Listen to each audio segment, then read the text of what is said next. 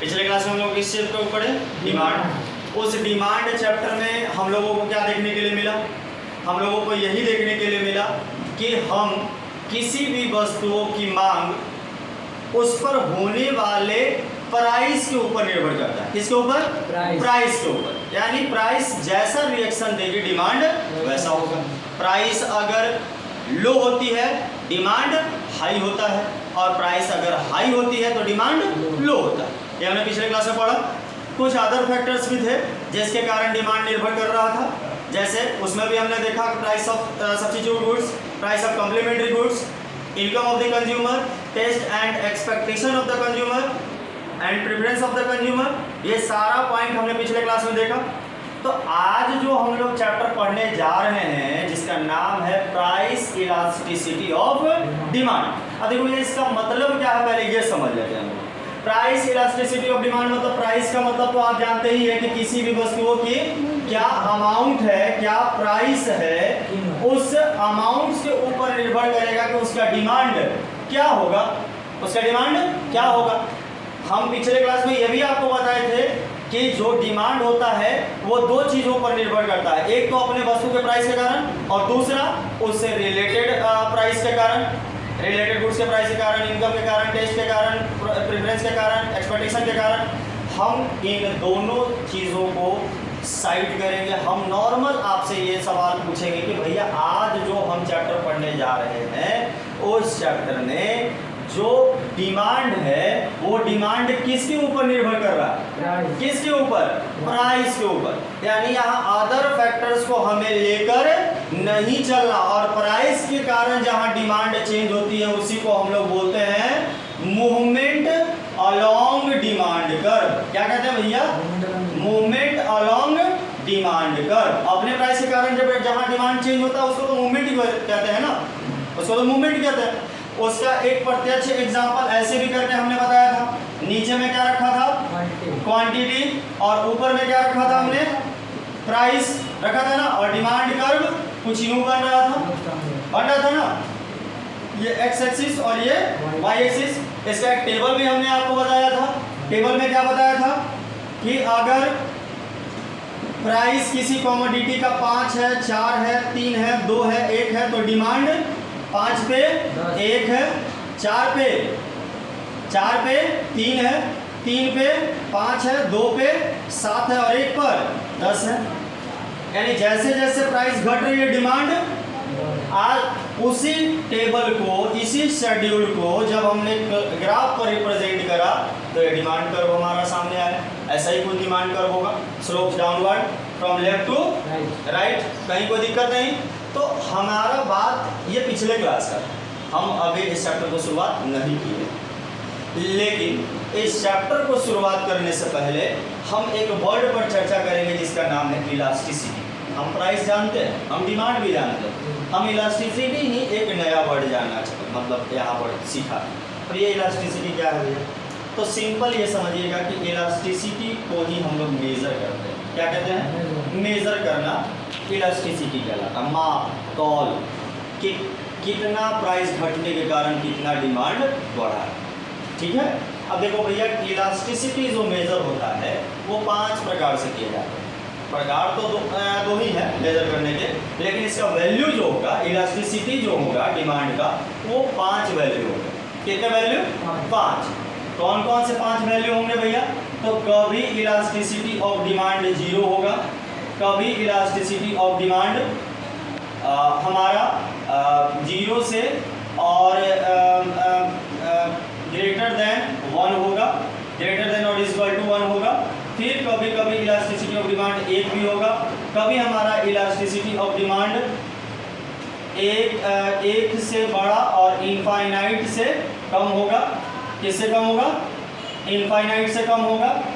और कभी हमारा डिमांड इनफाइनाइट भी हो सकता है, कभी हमारा डिमांड इनफाइनाइट भी हो सकते हैं। तो ये 5 वैल्यू अभी हम लोग मेजर करके एक एक करके देखेंगे कि कहाँ पर कौन सा वैल्यू डिमांड का आएगा। कभी डिमांड 0 भी हो सकता है, यानी प्राइस चेंज हुआ लेकिन डिमांड पर कोई चेंज ही नहीं हुआ। अब वो कौन सा ऐसा गुड्स है भैया कि प्राइस चेंज होते हुए भी डिमांड पर कोई चेंज नहीं हुआ? दूसरा कि जितना डिमांड चेंज, जितना प्राइस चेंज हुआ उससे कम डिमांड पर असर पड़ा, जितना प्राइस में चेंज हुआ था उससे डिमांड पर अच्छा प्रभाव पड़ना चाहिए था, लेकिन उतना नहीं पड़ा जितना प्राइस में चेंज हुआ। तीसरा कि जितना प्राइस चेंज हुआ उतना ही डिमांड भी चेंज हुआ है। समझिए बात को, यानी 1 रुपये प्राइस घटा है तो डिमांड भी कितना बढ़ा है, 1 ही बढ़ा है, बराबर है।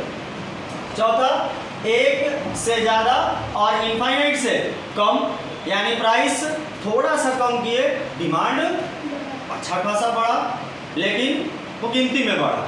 लेकिन 5वां नंबर पॉइंट कह रहा है कि एक ऐसा भी इलास्टिसिटी होगा जहां डिमांड इनफाइनाइट हो जाएगा, मतलब आप मात्र 5 पैसे घटाओ, मात्र 5 पैसे घटाओ और डिमांड देखो हाइक कर जाएगा, अचानक से डिमांड देखने के लिए मिलेगा कि भैया पता नहीं कहाँ से कहाँ चला।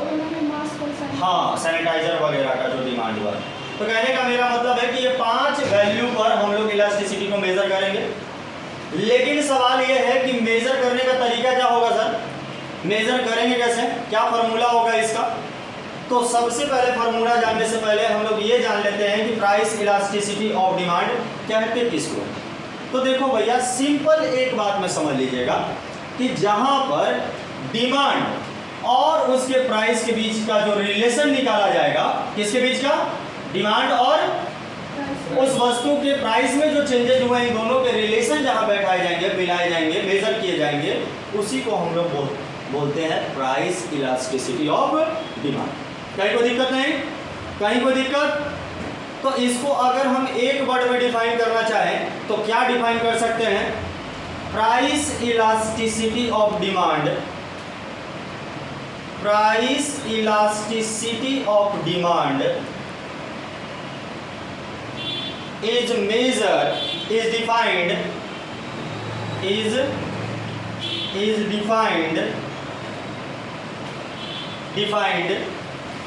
a measurement of percentage change in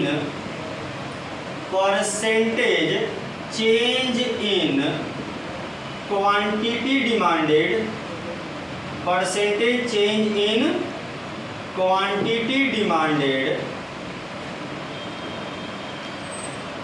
in response to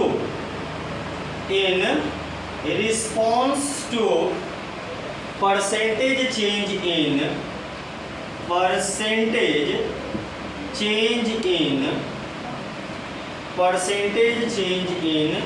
price of the commodity,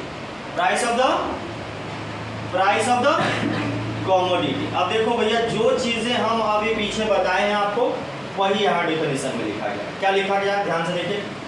price elasticity of demand जो है वो यह बताता है कि कैसे मेजर करना है, किसके किसके बीच में। प्राइस इलास्टिसिटी ऑफ डिमांड एक मेजरमेंट है, किसके चीज में, तो परसेंटेज चेंज हुआ है जो क्वांटिटी डिमांडेड में, यानी जैसे जैसे यहाँ डिमांड उसकी बढ़ी है, किसके रिस्पॉन्स में, उसके चेंज होने के प्राइस के रेस में। जैसे जैसे उसका प्राइस क्या होते चला गया है, घटता चला गया है, वैसे वैसे उसकी डिमांड क्या होती चली गई है, बढ़ती चली गई। इन्हीं दोनों का जहां रिलेशन आपको निकालने के लिए बताएगा, फार्मूला जो बताएंगी, जैसे मेजर किया जाएगा, उसी को हम लोग बोलते हैं प्राइस इलास्टिसिटी ऑफ डिमांड। क्या कोई दिक्कत नहीं।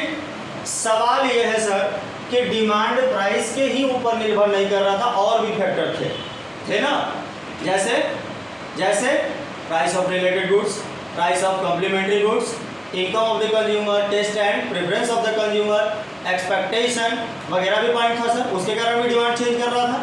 तो भैया हम उन सारे चीज़ों को यहाँ पर रखेंगे कांस्टेंट। क्या रखेंगे, कांस्टेंट, यानी अदर फैक्टर में किसी तरीके का कोई चेंज नहीं होना चाहिए, तभी ये फार्मूला अप्लाई होगा, अदरवाइज नहीं होगा। ये बात याद रखिएगा।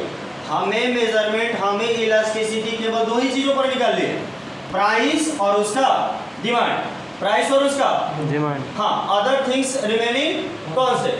और उस जगह पर हमें ये रिलेशन निकालना है, जिसके कारण इस चैप्टर का नाम ही पड़ गया प्राइस इलास्टिसिटी ऑफ डिमांड। ठीक है, अगर अदर फैक्टर्स के साथ होता तो ये प्राइस नहीं लिखा जाता। Other factor elasticity of demand, ऐसा होगा। लेकिन अदर फैक्टर को तो लेना नहीं है, हम लोगों को केवल प्राइस से रिलेशन निकालना है डिमांड का, कहीं कोई दिक्कत नहीं।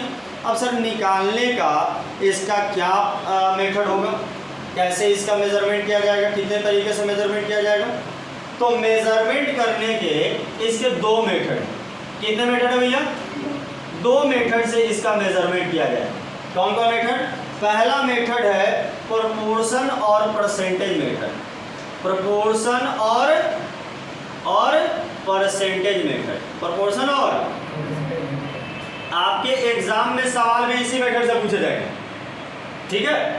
प्रोपोर्शन और परसेंटेज मेथड, यानी प्रतिशत दर से निकालना है कि कितना के प्रतिशत से बढ़ा है और घटा है। अभी देखिए डेफिनेशन में भी यहाँ परसेंटेज वर्ड का चर्चा हुआ है ना। क्वांटिटी डिमांडेड में कितना परसेंटेज चेंज हुआ और प्राइस में कितना परसेंटेज चेंज हुआ, समझ रहे हो बात को? तो ये हम लोगों को परसेंटेज मेथड से पढ़ना, और दूसरा जियोमेट्रिक मेथड यानी ग्राफ पेपर के जरिए। किसके जरिए? ग्राफ पेपर के जरिए। तो ग्राफ पेपर तो आपके एग्जाम में देता नहीं है, तो ये मेथड तो ऐसे भी खत्म है, इसका सवाल तो ऐसे भी नहीं आना। तो आपके सवाल पूछे जाएंगे प्रोपोर्शन और परसेंटेज मेथड से। कहीं कोई दिक्कत? कोई दिक्कत नहीं? आइए अभी हम लोगों ने चर्चा करा था बाबू प्राइस इलास्टिसिटी ऑफ डिमांड में कि कितने मेथड होते हैं मेजर करने के। दो मेथड हमने आपके सामने रखा। पहला मेथड हमने क्या रखा? फर्स्ट मेथड हमने क्या लिखा? प्रोपोर्शन और परसेंटेज मेथड। और हमने आपसे कहा था कि यही मेथड है जो आपके एग्जाम में भी पूछे जाते हैं और न्यूमेरिकल क्वेश्चन भी यहीं से सबसे ज़्यादा होते हैं। समझ गए बात को? तो यह चैप्टर का सबसे इंपॉर्टेंट टॉपिक यही है कि कैसे हम लोग मेजर करें डिमांड को, उसके इलास्टिसिटी को, किस मेथड के जरिए? परसेंटेज मेथड के जरिए।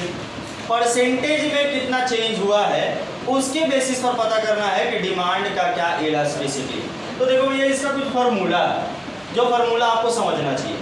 अब देखिए फार्मूला क्या है, वो फार्मूला आपको याद नहीं रखना, बस डेफिनेशन याद रखना है, उसी से पर क्लियर हो जाएगा। आप अभी देखिए कि आपके डेफिनेशन में हमने आपको क्या बताया कि percentage change of quantity demand का परसेंटेज चेंज इन प्राइस से जो रिलेशन निकाला जाता है उसी से मेजर किया जाता है इलास्टिसिटी को। यही डेफिनेशन में था, यही था ना।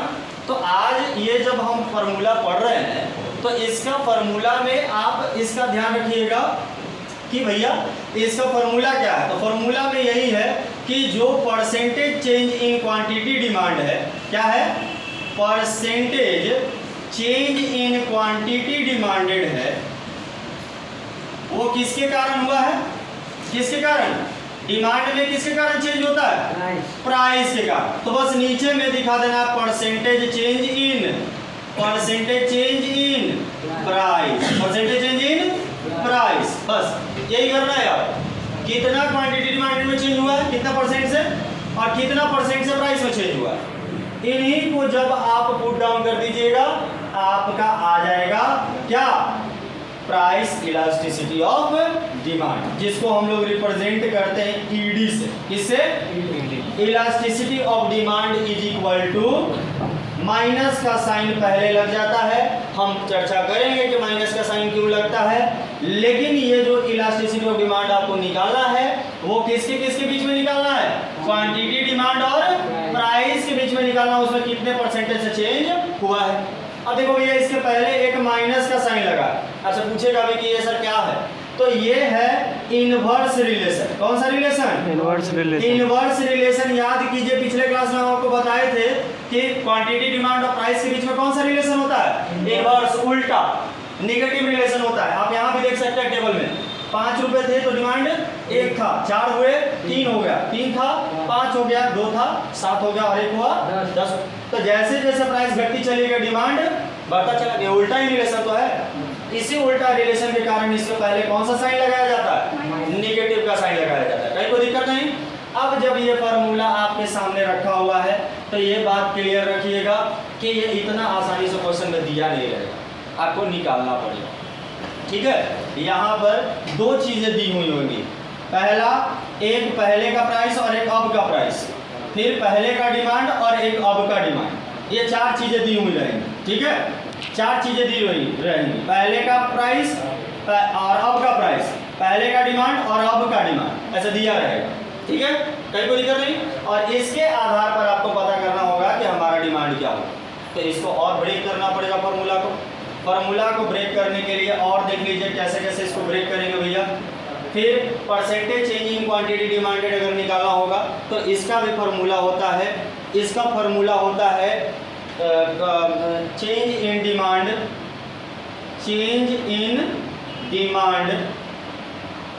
Divided by initial demand. Change in demand divided by initial demand. ये हो गया percentage change in quantity demand का निकालने का मतलब। और परसेंटेज से निकाला तो 100 से मल्टीप्लाई करना पड़ेगा ना जी। और अगर प्राइस में परसेंटेज चेंज निकालना है तो change in price divided by initial price. कौन सा प्राइस? इनिशियल प्राइस, पहले का प्राइस। और परसेंटेज में ये भी निकालना तो 100 से मल्टीप्लाई कर देंगे, कहीं कोई दिक्कत नहीं। यहाँ तक में कोई दिक्कत कि sir percentage change in quantity demand कैसे निकलेगा? तो जो चेंज इन डिमांड हुआ है, जैसे 3 से कितना हो गया 5, तो चेंज इन डिमांड कितना हो गया भैया 2। कितना हो गया 2। और इनिशियल डिमांड कितना था, पहले का डिमांड कितना था 3 इंटू 100, परसेंटेज निकल जाएगा। उसी तरीके से प्राइस में पहले कितने का प्राइस चेंज हुआ है 1 का, 4 से कितना हो गया 3, 1 रुपए। और इनिशियल प्राइस कितना था 4, इनिशियल प्राइस कितना था 4, 100 से मल्टीप्लाई कर दीजिएगा, वो आ जाएगा, कहीं कोई दिक्कत नहीं। अब इसको और ब्रेक करेंगे, फार्मूला को और ब्रेक करेंगे। चेंज इन डिमांड अगर निकालना हो तो कैसे निकालेंगे? चेंज इन डिमांड कैसे निकलेगा? तो भैया आज के डिमांड से पहले का डिमांड को घटा दीजिए, निकल जाएगा डिमांड चेंज, नहीं पता चल जाएगा। तो इसको अगर ब्रेक करना हो तो कैसे निकलेगा? Q1 में से Q को घटा दीजिए, यानी इसमें से इसको घटा दीजिए, 5 में से 3 को घटा दीजिए, तो हमारा क्या आ जाएगा चेंज इन डिमांड। और इनिशियल डिमांड क्या है भैया? इनिशियल डिमांड Q है, क्या है Q। और प्राइस में फिर क्या करेंगे? चेंज इन प्राइस कैसे निकलेगा?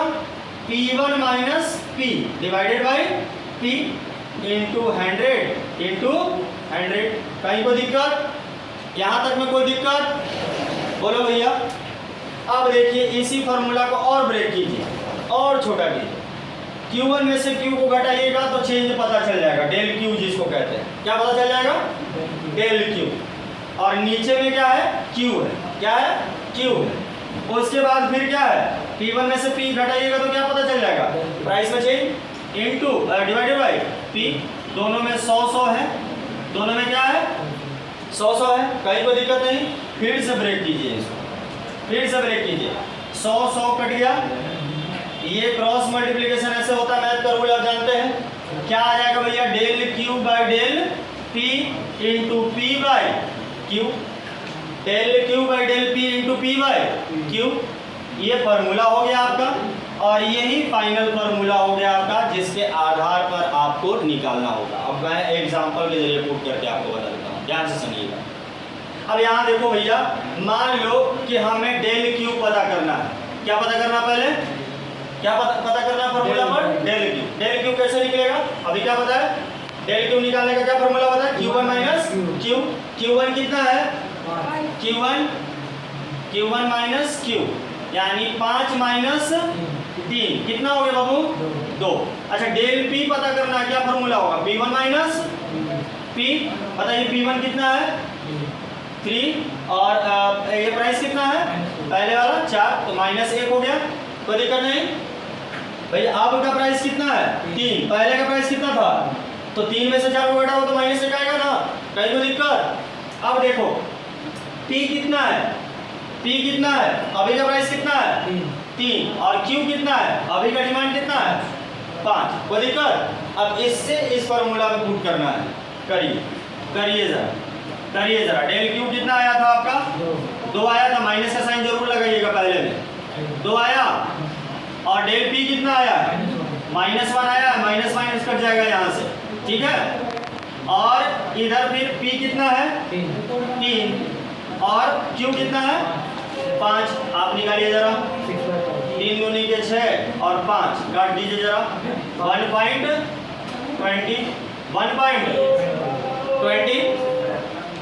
ना, एक से ज़्यादा है ना। आप खुद भी देख सकते हैं कि यहाँ 1 रुपये का प्राइस चेंज हुआ, लेकिन डिमांड कितना यूनिट से हो गया? तो 1.20 का अंतर, यानी 1 से ज़्यादा और इनफाइनाइट से कम। देख रहे हैं ना, ये वाला रेशियो हम अभी निकाल के आपको बताएं। समझ गया?